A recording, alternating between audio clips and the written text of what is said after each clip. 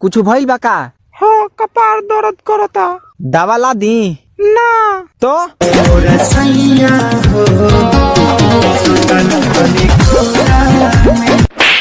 जब कोरा में सुतला से कपार ठीक हो जाई तो डॉक्टर वैद्य काहे बनल बा?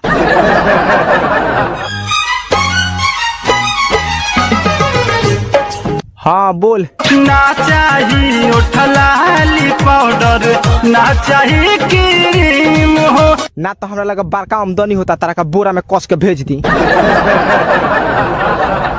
रे हेने सुना बे का हमा ते ओकर साड़ी काहे जरौली ह? रे तो जराइम ना काहे जरैबे? ओकरा के कौन दू गिफ्ट देले रहलो? ए जी सुनी ना, तोरा से बातें कइल बेकार बा, हमरा मुंह मत लाग। कब तक रहेगा गुस्से में तू ए मोरे करेजा?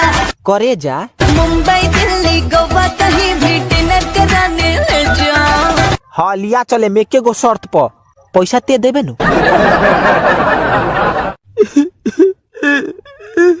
रे काहे रो रहा है रे? प्यारे नहीं खेली खल, प्यारे नहीं खेली खल, हाथ के लकीर में।